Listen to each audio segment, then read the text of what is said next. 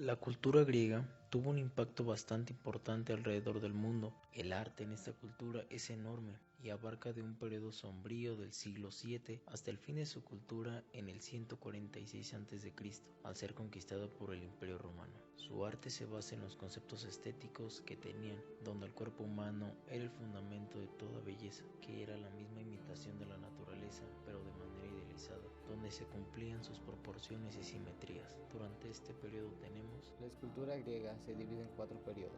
Primero tenemos el periodo arcaico, que va del siglo 7 al 500 a.C., en donde las primeras imágenes humanas dan su origen.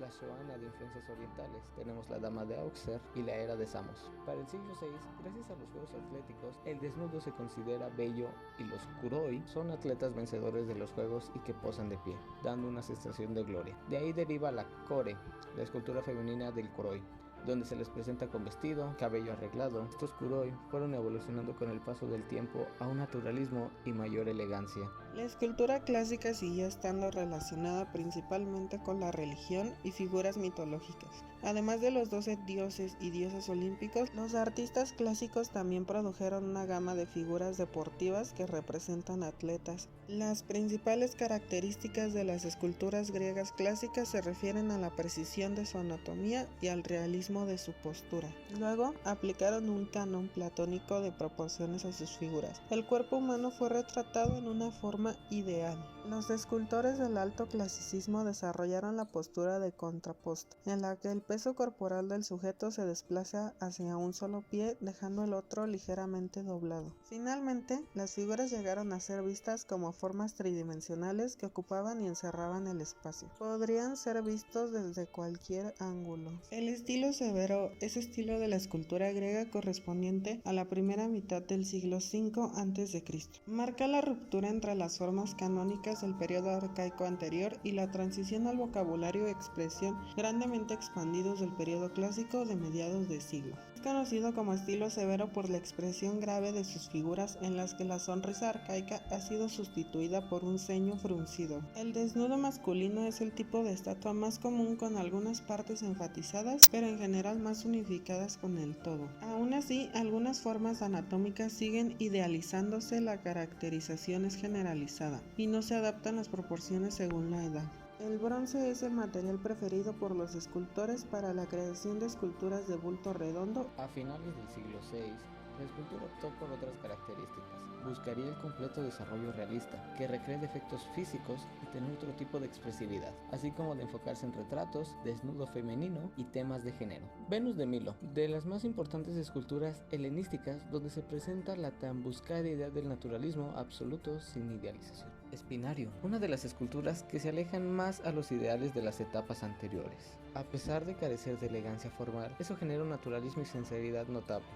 Caso parecido a la vieja ebria. Tenemos la escultura de Hermafrodita y Afrodita y Pan, dos grandes esculturas que representarían los temas de género y desnudo femenino, de igual manera con los retratos, como es el caso del retrato de Homero. Durante la etapa helenística hubo 3 escuelas que tuvieron aportes a la escultura griega, como es el caso de la escuela de Alejandría, cuya obra principal sería la alegoría de Nilo; la escuela de Pérgamo, que buscaba representar la defensa de su ciudad contra los pueblos galos que buscaban invadir, como es el caso de Galata herido; las esculturas en el altar de Zeus en Pérgamo; y por último, la escuela de Rodas, donde buscaría el dinamismo, como es el caso de Laoconte y sus hijos; y Nike de Samotracia. Son varios de sus principales esculturas. La construcción más representativa son los templos. Los templos más comunes eran los de planta rectangular y constan todos ellos de las siguientes partes. La cámara rectangular central es cela o naus, contiene la imagen en escultura del dios, puede ir con o sin columnas. La pronaos con muros laterales rematados por pilastras, una a cada lado y con 2 columnas in antis. Está el opistódomos, que solo dota al edificio de una estructura simétrica.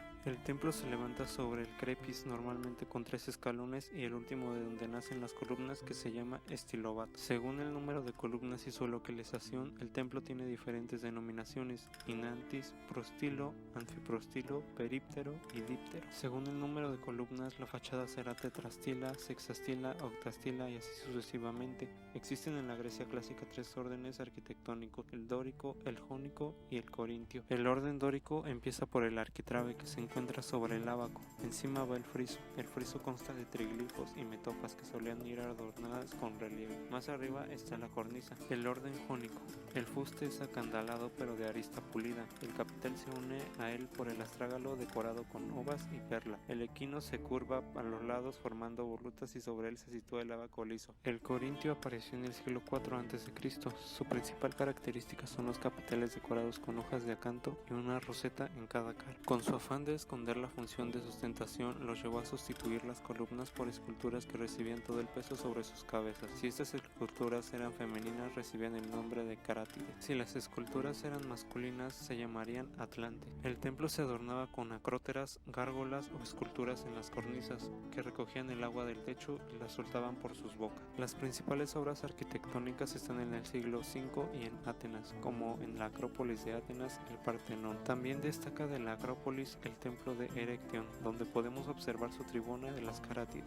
De la época helenística solo destaca el altar de Zeus en Pérgamo. El otro edificio importante del mundo griego es el teatro. Los más conocidos es el teatro de Epídoro y el teatro de Delfo. En la Grecia antigua había lo que conocemos como musas. Las musas, hijas de Zeus y Mnemosín, eran las patrocinadoras de las artes. Estas musas eran deidades que estimulaban el pensamiento del artista a la hora de la creación. Estaban representadas en forma de diosas, de mujeres adolescentes de belleza clásica. En numerosas pinturas y dibujos de vasijas de la época se puede comprobar la estética de estas señoritas. Llevaban túnicas blancas, peinado griego, canon de belleza clásica. Cada una portaba en sus manos el instrumento de su virtud. Según el historiador griego del siglo II Pausanias, al principio las musas fueron tres: Aedea, el canto, la voz; Meletea, la meditación; y Mnemea, la memoria. Juntas representaban las precondiciones del arte poético en la práctica del culto religioso. En la Grecia clásica los mosaicos se emplearon desde muy temprano en pavimentos compuestos por guijas de río de distintos tamaños y colores con los que se diseñaban motivos geométricos. El mosaico griego es particularmente hermoso por la maestría que lleva y la historia que cuenta. Los mosaicos más antiguos que se encontraron en Grecia se hicieron con trozos de escombros y evolucionaron a mosaicos hechos de piedra, mármol y vidrio. La arcilla negra se usaba como una base suave para fijar y diseñar imágenes en la técnica bizantina de hacer mosaicos. Los mosaicos se usaban para pisos, para decorar fuentes y caminos de jardín, y para decorar y reforzar columnas, escaleras y paredes. También se usaban en techos de iglesias y otros edificios importantes. Estos mosaicos estaban hermosamente detallados, con los dioses montando animales exóticos, volando por el cielo, y en océanos luchando batallas y contando hermosas y trágicas historias de amor.